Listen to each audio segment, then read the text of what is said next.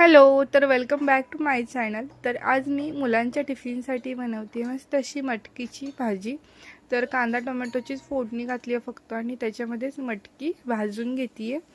त्यानंतर दुसऱ्या बाजूला इकडे मी उपम्याची तयारी करते आहे. उपमा छान मऊ लुसलुशीत टेस्टी बनवण्यासाठी याच्यामध्ये मी साखर ॲड केली आहे आणि आपण आधी जो रवा भाजून घेतलेला असतो तोच परत कांद्यामध्ये परत 2 ते 3 मिनटं छान असा परतवून घ्यायचा आणि 3 पट पाणी रव्यापेक्षा याच्यामध्ये ॲड करायचं आणि वरतून 2 ते 3 चमचे तूप घालायचं. याच्याने उपमा मऊ लुसलुशीत आणि 1 तासभर जरी तुम्ही असाच ठेवला तरीसुद्धा तो एकदम मऊसूतच राहतो तूप घातल्यामुळे.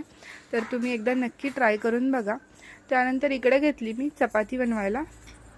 तर चपाती बनवताना ती फुगावी यासाठी मी काय करते, जिथे आपण तेल लावतो त्याच्यामध्ये थोडंसं पीठ भुरभुरायचं आणि एकसारखी चपाती लाटून घ्यायची. तर मस्त चपाती फुलते देखील. बघा मस्त अशा आपल्या चपात्या बनवून रेडी झाल्यात. मुलांचा टिफिन वगैरे पॅक केला. बच्ची कंपनी स्कूलला गेली. त्यानंतर मी इथे घेतला पोर्च क्लीन करायला. तर रोज रोज आम्ही फक्त हे मॉबने पुसून घेतो, धुवायचं काय होत नाही. म्हटलं चला आज क्लीन करून घेऊया. टाईल्सवर पाणी मारलं, खिडकीमध्ये पाणी मारलं, जे लोखंडाचं ग्रिल आहे त्याच्यावर देखील पाणी मारलं, स्वच्छ केलं.